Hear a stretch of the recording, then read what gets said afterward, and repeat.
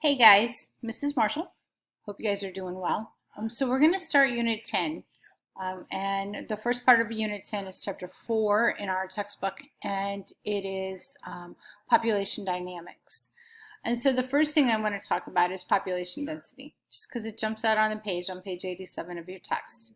And so there's a couple of things really easy that population density is if you think about your physical science in seventh grade, eighth grade, even if you took ag science, maybe, I don't know, but density equals mass over volume. And so one of the things that I used to teach was that the D equals the M over V, which makes it look like a heart.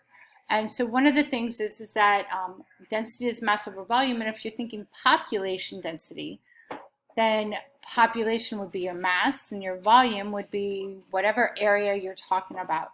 And so the population doesn't necessarily have to be for humans. It can be for plants, it can be for insects, it can be for animals, species of whatever kind. All right, so please understand it's not just a human thing, although right now during this global pandemic and what we're dealing with, it's what we're talking about most commonly. The density, the more high dense regions, you're seeing a higher outbreak of cases of the coronavirus. So hang on, I wasn't with Samoria this morning, so it didn't remind me to tell me put my phone on silent. There we go.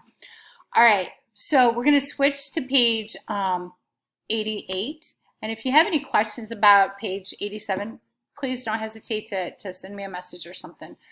And so population characteristics. One of the things that we talk about when we talk about populations is how the populations are organized. And once again, talking about a high school, it's really easy to see. If you look at the uniform distribution, it's looking like when you're in those classes where every teacher has the students in rows, and there's 5 rows in a classroom and 6 students to a row, and you can easily, uniformly see where the students are. Clumped classrooms or clumped dispersion, it's where the students are dispersed through the populations. And so that dispersion type is like my room, where we've got 6 people at different desks throughout. And then random dispersion is looking at every kid outside on the tennis courts during lunchtime or during PE. They're just there. They're wherever. Typically, if we were societal and we were talking anthropology, they wouldn't be randomly dispersed because there would be groups of students in specific areas. And we watch this because we want to see how those populations and how those groups move. If you look in your yard, you can see the clump dispersion of specific types of grasses. They like to stay there. The daffodils that grow in the spring, they grow in clumps in specific areas. In a garden, somebody's got every row of tomatoes or rows of strawberries or whatever that they've planted, and they plant them in a row. They're very uniform. They're specific.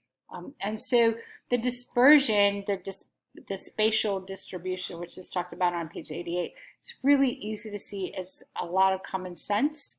And so it shouldn't hopefully be too difficult, but if you have any questions, please, once again, message me. All right.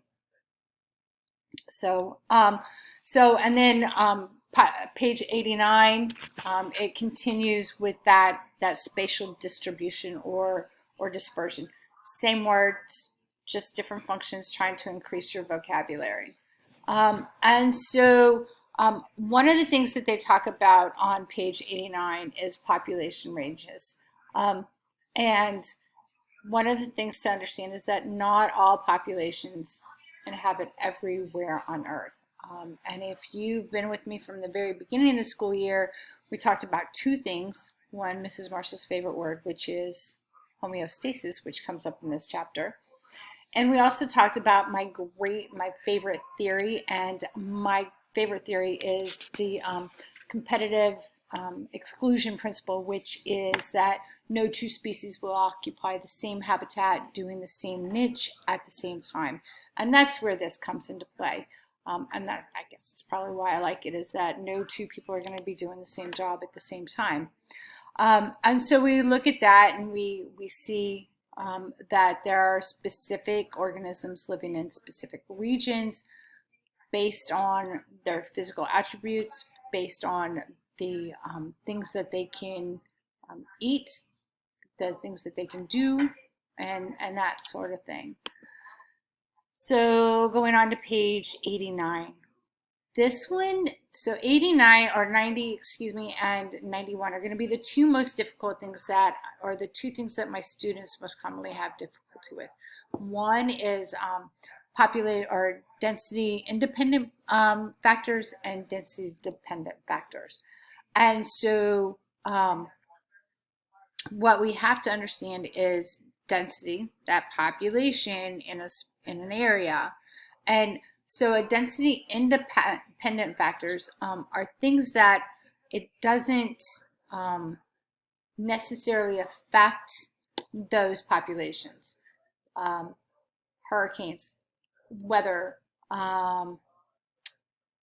cold, hot, tornadoes, things like that. Things that the population is not dependent upon. All right. We don't depend upon whether it's hot or cold outside to survive. We as humans can survive if a hurricane's coming. Your dogs and cats can survive if a hurricane's coming. The grass in your yard will survive if a hurricane's coming. If it gets hot or cold, you may have to water a little bit more if there's a drought or something like that. Density independent. The density of the population can survive independent of what is happening. All right? The next one is density dependent factors, and that is on page 91. These are things like food, shelter, clothing, all right, funds, anything that the population depends upon in order to survive. So those are things like, let's see, predators, if you got enough prey, and things like that. And those are density. So those density dependent factors are going to be things, typically they're living things. They're things that the population depends upon. And like I said, they're going to be those the food sources, predators, prey, competition. You can't reproduce, you can't increase a population if there's not a partner for each organism, right? And so you can't, there's got to be competition. So unfortunately for females, we have the ultimate choice. We have the ultimate decision in the factor for us anyway, and for many more organisms. And so the males have to prove to the females that they have what the females need, which is security, food, and shelter. All right, so let's go on. Disease, we're dealing with that now, and how that increases or decreases the population, and how that is a density dependent, because that's going to cause the populations to decrease. It's going to cause partners for other organisms to not survive to adulthood or reproduction. And so disease is massive, and it's a major part of the density dependent factors. Parasites, anything that's going to increase the death rate or mortality rate of any organism. And parasites, they don't want to, parasites don't really want to kill the organism, their host organism. They want to deplete it into such a factor that it can't fight off what the parasite is. And so they want to put the organism in a weakened state. They don't want to kill it. They just want to weaken it so that it's submissive to them. All right. Immigration. You've got two vocabulary words this week, immigration and immigration. Please realize that immigration, it's going into, and immigration is E for exit, and it's going out of. All right, so immigration, those populations, those are births and movement into a population. All right. And then we'll get into the logistic growth when I figure out how I can write on here at the same time. And so logistic growth is where the organisms survive and they move along and they go until they get to what we call carrying capacity. I need to start putting like a whiteboard behind me. And so carrying capacity is that limit, that upper limit of what the environment can support for organisms. And so I'm going to stop right here at this one because that's 10 minutes of video, and then we'll record another one and I'll upload it. Bye guys, I hope this helped.